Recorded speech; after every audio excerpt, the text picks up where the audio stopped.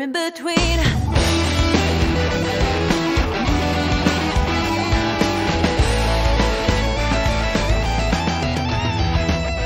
Society can clip your wings, show you something unforeseen. Take my hand, come with me, pinky promise we'll be free. And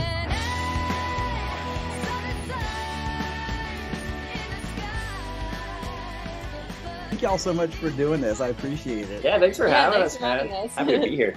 So even at 50 years old, it still blows my mind that I'd say 1 out of every 20 bands or so, because I've been a journalist now for about 15 years and like a music journalist. And I'd say 1 in every 20 bands easily. Like, actually, let's think about it. 3 in 20 bands.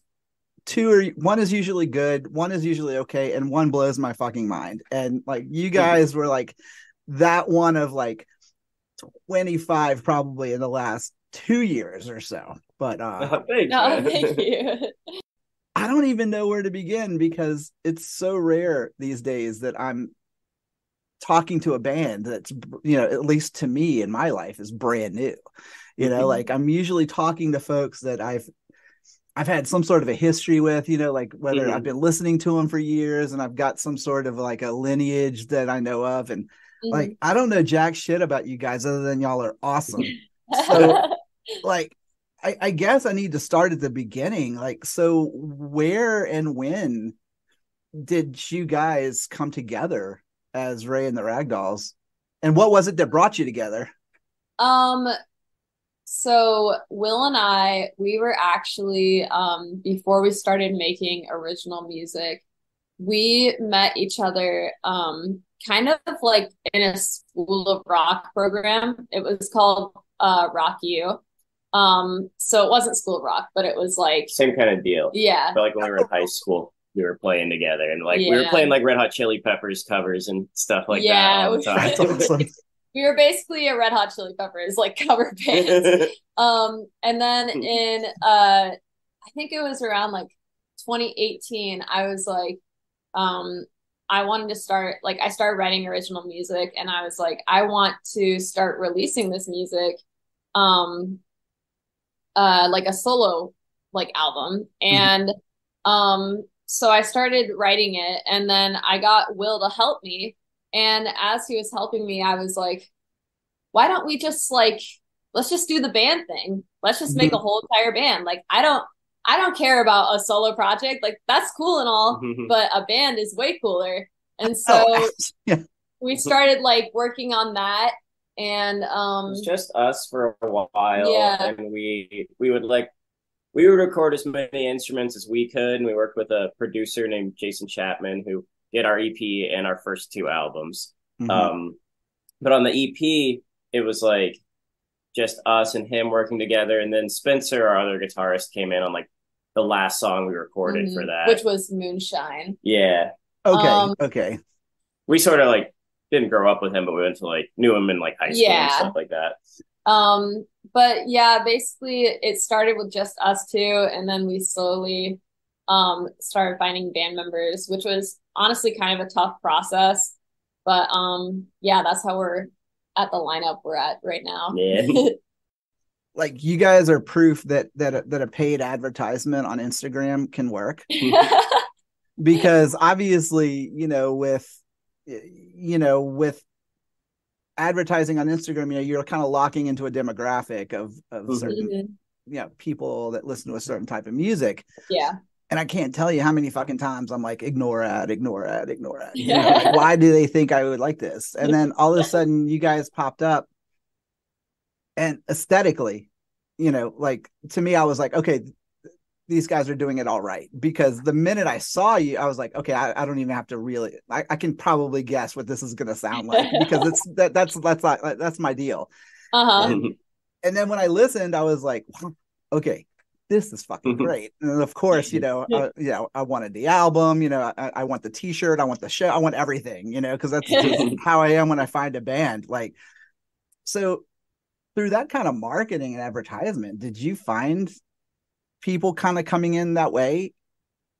Honestly, like surprisingly, the Instagram ads and just like being really, really consistent with social media. They do really well. I think that's definitely like a thing that is good to take advantage of, because even though like there's like some issues with like social media and stuff, it's still like, it's kind of good to use it to your advantage like that. Like even just like a like $20 ad, I feel like is worth it, because like most of the time, like we've gotten like a pretty good amount of followers from like ads like that. If you're confident with your product and you really just want to like get it to as many people as possible, it's like, I'll try anything to get stuff out.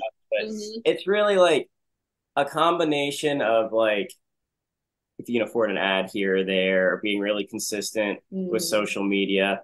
And then on top of that, like the grassroots thing of just playing just tons and tons of shows. And like trying to like, every time you meet somebody and they're like, oh, I like your outfit, you're like, oh, here's a card. Oh, thanks. Yeah, right. Check out my band. Yeah. I mean, because one of the things that hit me the most when I first heard you guys, I mean, because like I said earlier, like I just turned 50 this year, so like I'm like an old school dude. Like I don't feel like I'm old. I'm very like, my wife will tell you that I'm pretty much like 14, but or at least I act it. But in the 90s, especially like in the early to mid 90s, I was like knee deep in the jam band scene, which was kind of that whole second coming of, I mean, you had bands like Fish and Blues Traveler and Leftover Salmon and God's Three Wine, Spin Doctor, all this stuff, and so like at the time that stuff was so rooted and underground, but then it really started to kind of formulate into something. And my first thought when I heard you guys was like, they're awesome, but they're like 26 years too late, So, but to see the live performances I've seen of you guys online and your rapport with your audience and everything, you guys definitely, I'm sure you hear this a lot, but you definitely have this kind of like old soul mentality. So where did you adopt that from? Like, did you find that on your own, or like, did you kind of take that from some of those bands in the past and said, okay, that's what we're going to do? Honestly, I feel like, at least like, I think that I can speak for both of us that, our parents were like very into, like old music, and like kind of like they showed it to us, and it kind of influenced us. Your dad used to listen to like tons of folk rock and like really cool bands. And my dad was huge into a bunch of classic rock and stuff like that, and like loved like the Eagles and stuff growing up. My mom like grew up like in the 60s, so she like, she showed me a lot of like music from that era and stuff like that. And then naturally, when you hear the music, you want to know more about like what was going on in society at that time. And so I guess it was just like from like hearing the music and wanting to know more about like what people stood for back then. So I got into like jam band stuff through the Dead and the Allman Brothers, just because like as a guitarist, it's like that stuff's just unavoidable. And then like you watch like Derek Trucks or Dwayne Allman or Warren Haynes, and you're like, these are like the most incredible guitar players I've ever seen. I think honestly, like one of the reasons why I started getting into jam bands, specifically the Grateful Dead, is because I, as an artist, I saw their art. Like, who's their artist again? What is his name? I'm not sure. I think that. Okay. From the Dead, the Stanley Mouse stuff. Oh, yeah. I saw his art and I was like, oh, I love this art. I didn't know anything about Grateful Dead, but I was like, I love the art. And so that's when I started listening to them. That's cool. See, and I love that, because I feel like, if you don't mind me asking, how old are you guys? 23. I'm 26. Okay, so what I love about this is because it's a generational thing. I feel like it's also very cyclical that, like when I was 23, you know, like, I mean, when I was in my late teens, you know, or mid-teens and stuff, I was playing in heavy metal bands and stuff. And then of course, like, you know, I turned 21 and all of a sudden here comes Korn and Limp Bizkit and all that crap. I'm just like, fuck, I gotta get out of this, you know? And so like I totally jumped ship, had no idea where I was going. And then of course the kind of, you know, stereotypical, like I found the Dead, and all of a sudden like my world of music and being a musician just opened up completely. And so from there, I was doing the same thing, you know, like my dad was a folk rocker, you know, so to me, it was all, you know, CSNY, Joni Mitchell, you know, Buffy St. Marie, Joan Baez, like, you know, David Crosby solo, like all these things. And when you discover something that's classic like that, that kind of takes the place in some ways of like whatever's going on in modern time. There's lots of parallels with like stuff that was going on when a lot of those songs were written and stuff. Like we cover Ohio by CSNY. And you do it very well, by the way. Thank you very much. We do that as like an encore a lot of times. It's rare like a show comes where like we don't play a lot of covers, but like when we do, like we're gonna play like Ohio. And man, every time we're like singing harmony on that, like those lyrics, like they still just hit so hard. Yeah. I remember seeing Graham Nash a few years ago at Variety Playhouse, and he was doing a storytellers tour, and I forgot what song he was doing, but he kind of made a point and said, you know, unfortunately, these lyrics are still very relevant.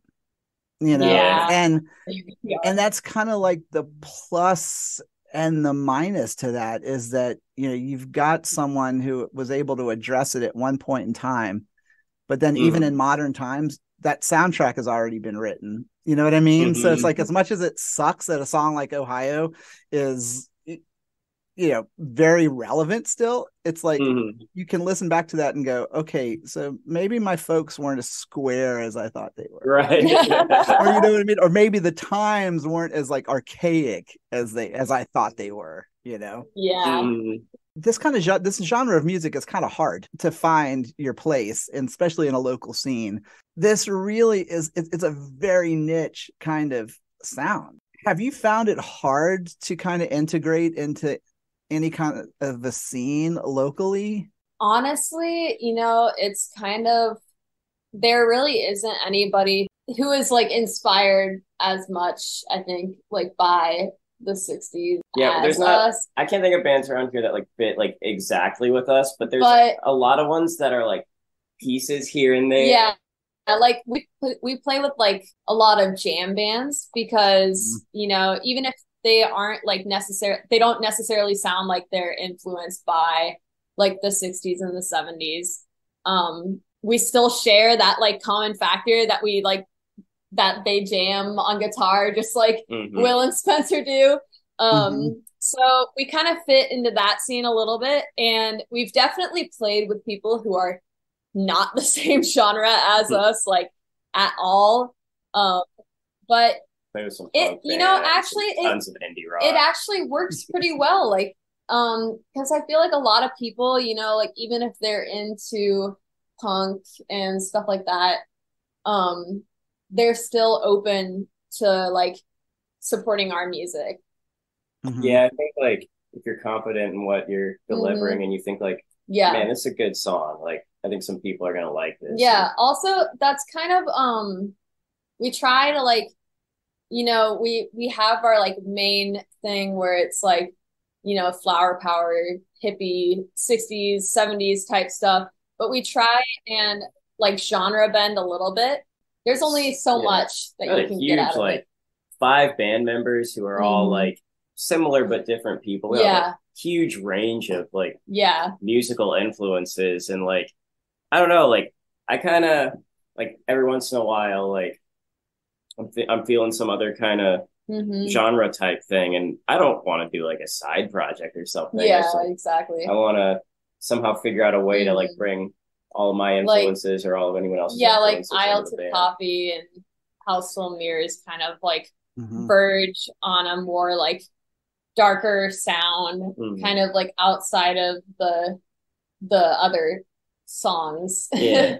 To me, that also kind of beckons back to, you know, the kind of 60s and maybe even early 70s, like Southern, and I hate to, and I don't like to say Southern rock, because I feel like Southern rock a lot of times has this connotation of like redneck, you know, and like, you know, like I'm not, you know, I'm just gonna say I'm not a Skynyrd fan, so whenever I hear Southern rock, I think Skynyrd and Molly Hatchet. Whereas, like, when I think of the Allman Brothers, I think of like, you know, like just classic jam rock. There's something more magical about like bands like the Allman Brothers versus like Skynyrd. Like Skynyrd had great tunes and stuff. And I like some Skynyrd stuff, but like Allman Brothers are like otherworldly. To me, Skynyrd sounded like they dropped out of school in the 7th grade, whereas like the Allman Brothers sounded like they finished high school, like with, you know, like an AP. You know what I mean? Like, I mean, it was such a different class of music and the kind of class that they kind of were going for as far as an audience goes. And again, you know, when I was first listening to you guys, one of the things that actually really struck me on the album was just that it wasn't boring. It didn't harp on one thing too much. And there's a lot of dynamics to the music. There's a lot of dynamics to the volume of the music, you know, which actually really shows that there's this kind of there's a connection between you all.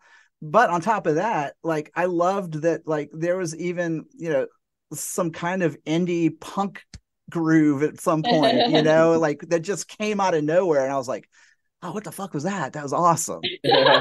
Is that something you strive to do, is to try to kind of keep things like, how are you, what are you doing to keep yourself from pigeonholing yourself? I think a lot of it is like going back to like playing with other bands and like playing for big audiences. Like, I feel like if you have something for everyone, like, I feel like I would hope if someone would listen to that album, whether they're like a fan of some specific genre or whatever, that they would find something that they enjoy in there. And I don't think it's necessarily, on occasion we're like, oh, maybe we do like, maybe this album's missing this kind of vibe. Like, we're working on our 3rd full-length album right now and trying to keep it pretty eclectic too. Even when we're thinking about like, maybe we need this kind of vibe on the album, it's not like, it's not even out of a comfort zone per se, because all of us have like a ton of different influences. Yeah, I think that also has a lot to do with it. Because we all share a love for classic rock. So that's the like main sound. The heart, I guess. That's the heart of the music.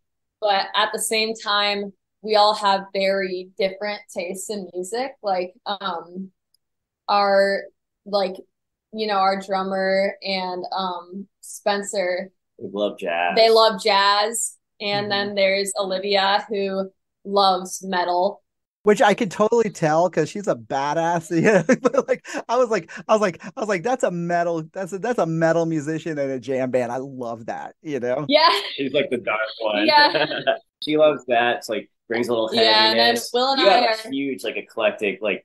Oh yeah, her playlists are like wild. I have a playlist on Spotify that's just like, there is no theme to this playlist. These are just songs that I like, and it will go from like something like some weird like the Beatles to like Outcast. indie to like Outcast.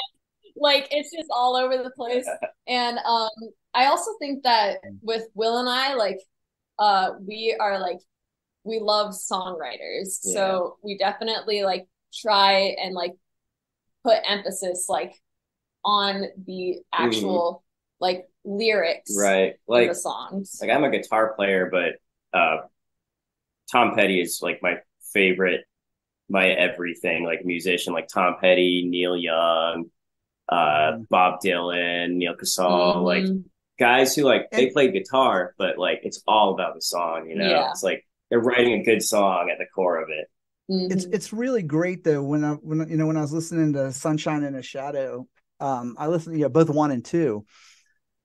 One, so what actually really surprised me, and you can correct me if I'm wrong, is that but there sounded like there was such a significant growth between 1 and 2, whereas like to me part 1, not that it was amateur, and I don't mean that, but like to me, it sounded like a band trying to find their footing. Mm-hmm. Whereas like by 2, I was like, this fucking band's like a machine. Like they've unified into this thing, mm-hmm. which definitely made me listen to part 1 more. But what was it in between the 2 albums that kind of locked mm-hmm. that in for you? Honestly, just like time when the first volume was being recorded. A lot of it was still like Will, Spencer, and I. Like it was us 3 who really started on that album, and we were getting a lot of help from our producer. Or we had like different drummers. We really didn't have that cohesive unit until like the last few songs we recorded on volume 1 were like the same lineup as volume 2. Mm-hmm. So like half that album is like there's 2 drummers on that album.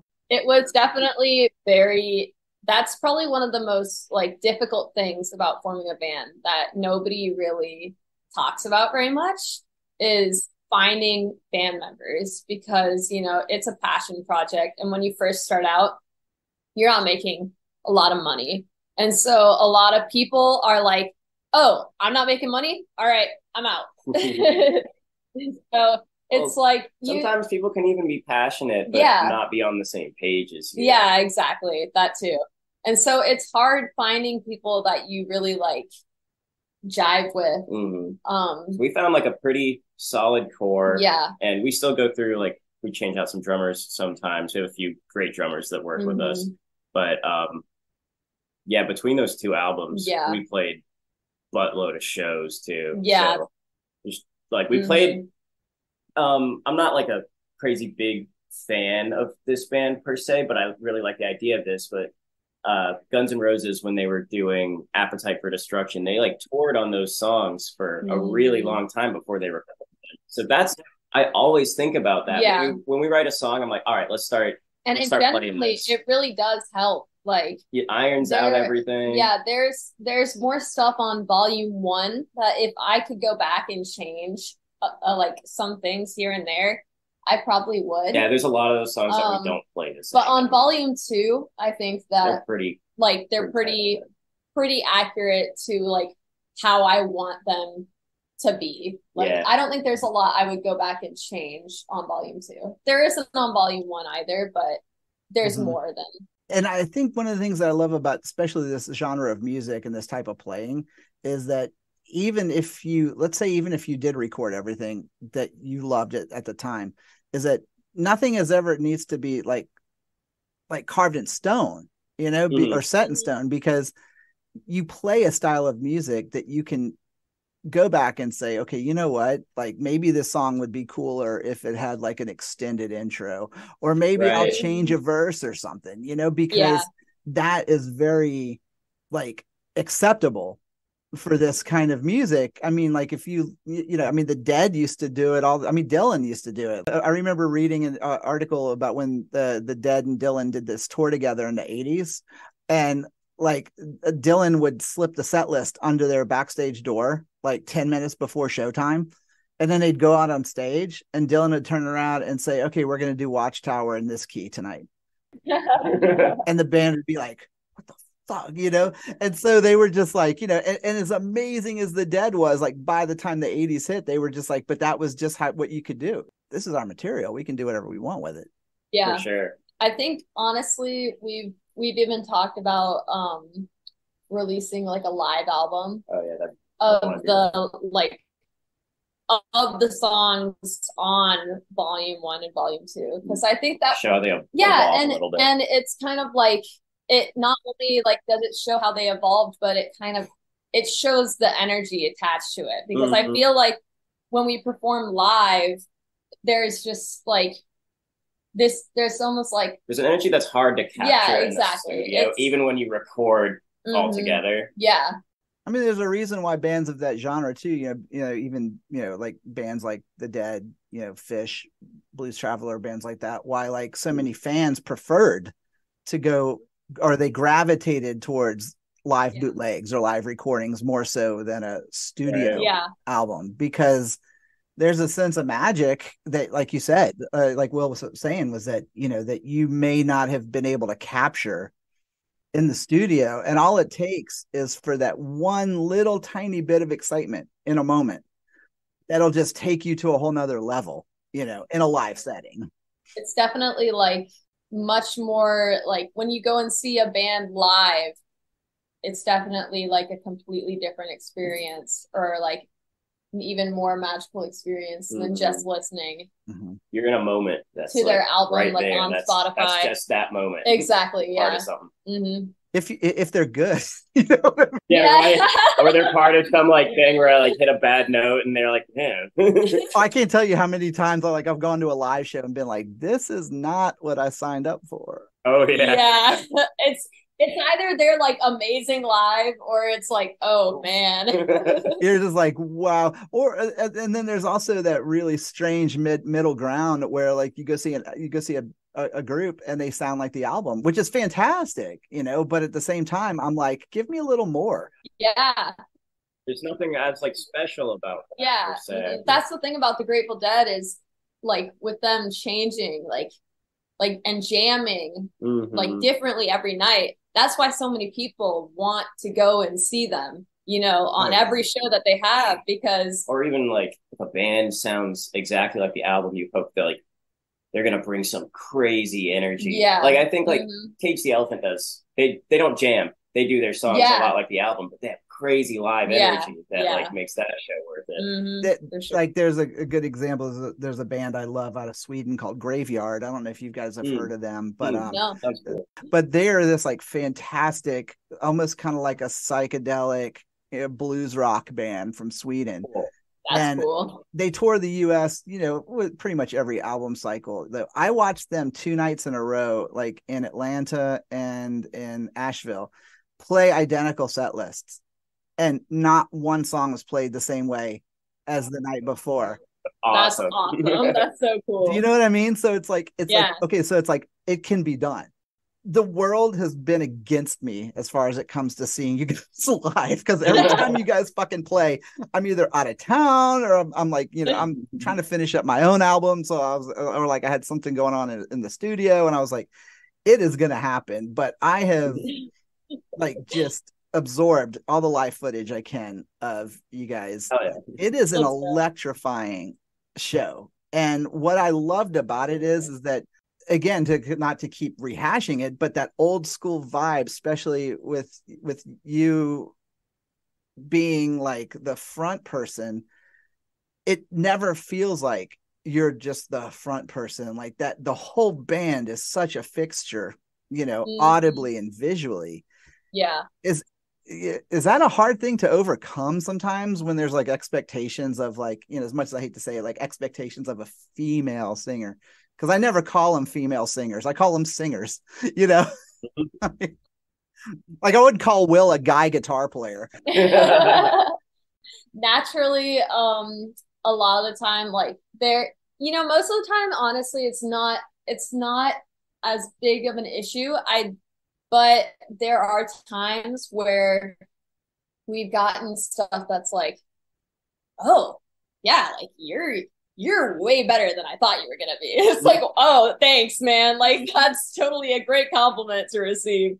And it's like, why did you? You're a great singer for a girl. You know, I know. I'm like, why did you expect it to be bad? Or like Olivia on bass, like I didn't expect you to like be able to know how to play that thing. Yeah, like oh my god, there's been so many times where Olivia has gone into like guitar shops and men have like they're like, oh, you shopping for your boyfriend? Yeah, and they're like, do you need help? And she's like, I don't need any help. I got this, man.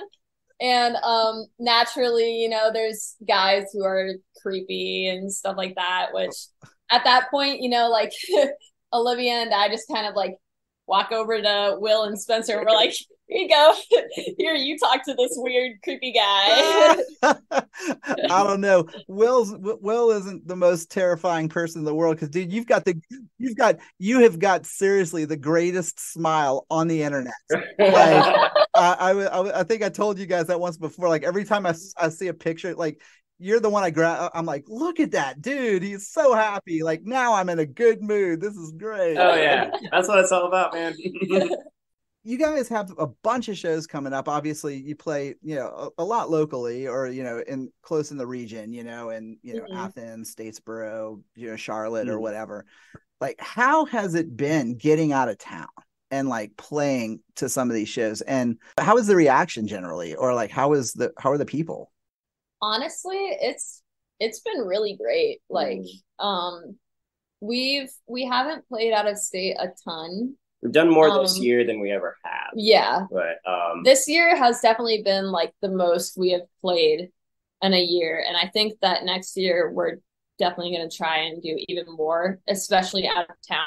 Like, we're maybe even go further. Yeah, I think we're planning on like doing some stuff like on the East Coast, and starting to get more out of Georgia.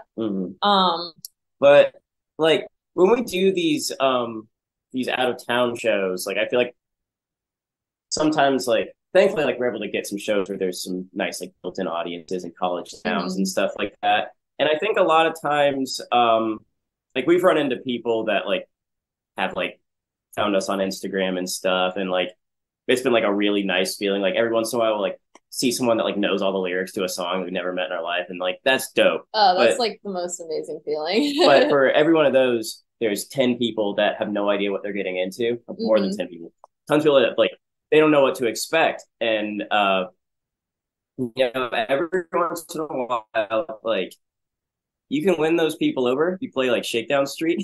Yeah. And then you play your music after that. That's the thing is, you know, it's kind of like naturally when you're an original band, people are, you know, a lot of the time people are kind of like, ooh, I don't know if I want to listen to this original band, like, because, you know, a lot of the time, like, if somebody is famous and you mention their name, it's like, oh yeah, I'll listen to them because they have like 1.9 million listeners on Spotify, so I'll go ahead and listen to them. But when it's a small band, they're like, oh, I don't know, like, I guess I'll check them out.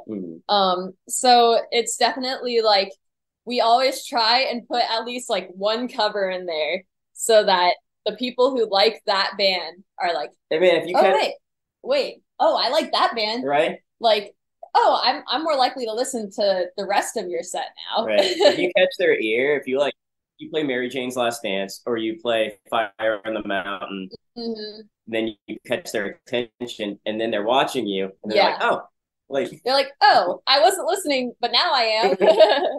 There is something to be said about being able to kind of reel people in a little bit with something that's familiar, so they can say, oh, well, shit, you know, like, you know, if I was the kind of person that cared about that, you guys do an incredible whipping post. Like, I would go, well, shit, if these kids can fucking do whipping post, I want to see what they can do on their own, like what their original stuff is. Also dreams, because they're like Fleetwood Mac thing. It's like, oh yeah, oh you look like Stevie Nicks. Play Fleetwood Mac. Like, I don't look anything like Stevie Nicks. I'll play Dreams. It's 2 chords the whole song. Yeah, sure. I always thought Stevie Nicks would make the absolute worst meteorologist, because thunder does not only happen when it's raining, but that's what I'm saying, man. Finally, somebody would get that joke. I was like, you know, dad joke here, but you know, so with the live shows coming up, you guys, it looks like you guys, the last one I see on the list is the 25th of November in Charlotte, right? So are you guys, is that going to be it for 23, or are you guys going to cram a few more in December? There's at least, we have some stuff in January already that we haven't announced. There's at least one other one in November and one other one in December that we haven't put out yet, just because we're promoting the other ones. But there will probably be a few more. But man, this October was crazy. We're like, I mean, it's not, it wouldn't be insane if it was like a touring band or something. But for us, like, we have 12 shows. We also, we were talking about that this morning, where like the rest of the year, not quite as busy as we have been these last couple months. But so we have a single coming out on Saturday night. Scarecrow Shuffle. Yeah, man. I already pre-saved it, by the way. Oh, thank you. Yeah, thank you. I didn't know, like, apparently, like, pre-saving's good for, like, the Spotify algorithm. Like, oh, I should have been, like, talking about that for the last, like... Yeah, it's actually great if you have a single coming out to pre-save, you print out just like little cards with the QR code on it, and people can start just pre-saving from there.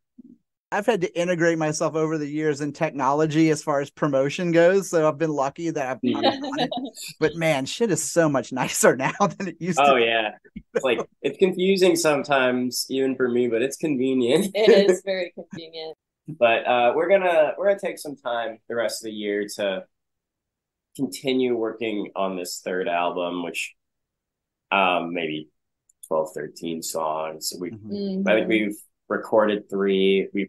We've written way too many, but as a band, we have like most of the album prepared, save for a few songs. But we're gonna keep recording, and it'll be nice to have a little time to do so. I think that we're planning on, or at least we want to release the next single after Scarecrow Shuffle sometime in January. Yeah, I think that's very doable.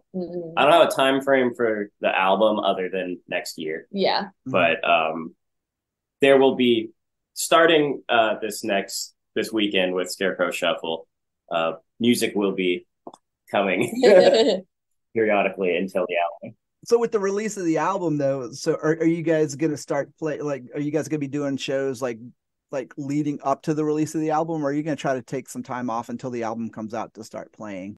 I think we're going to keep playing. Yeah. Playing shows is just like, it's the best way to get people to listen to the music. Like on top of advertising, on Instagram. Also, it's fun. It's fun. And, instead of paying for the advertisement, you're getting paid to play. So it's like, sell some merch and then you can buy an ad or order CDs, whatever. Yeah. So what about the vinyl craze? Are we going to see some vinyl release maybe, or are you guys are doing all this independently, right? Or completely. I definitely yes to vinyl. It will probably be a very small amount, but Cat just jumped and knocked everything over. Okay, she's good. It will probably be a very small amount, but we're gonna make it happen. I want it really bad. Yes, need to figure it out. Yeah. Well, be sure to like lick a copy, put it aside for me, so no one else will touch it. Absolutely. So, that's what I want.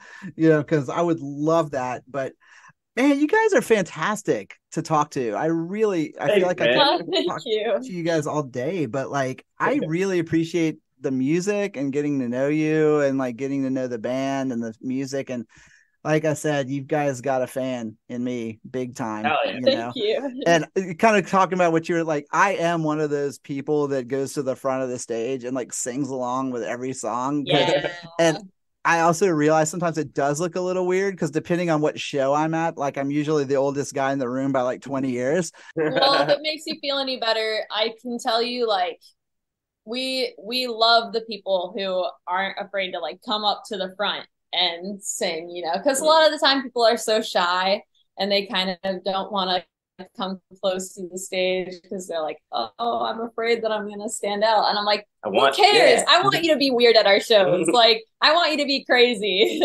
I had a folk rock band here in Atlanta called Collins Drive, and we were together until before the pandemic, or like right after the pandemic, and splitting up. But you guys would have been the band that I would have been like, okay, we need to play that band. That would have been awesome. But I remember we were doing a show one time. I think we were opening for Amigo the Devil or something. And there was like maybe like 100 people there in Purgatory at the Masquerade. And there was like 20 feet between the first person and the stage. And I was like, I will give a T-shirt to the first person who comes up to a Halloween party. We do a little private Halloween thing every year. Yeah. And then what sucked was that like a bunch of them, I was like, I only got one shirt to give away. Sorry. Oh, man.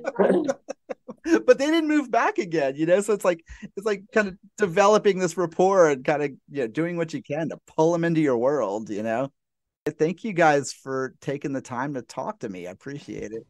You guys are fucking great. You too. Thank you. Here's my hand, why don't you come and kiss it?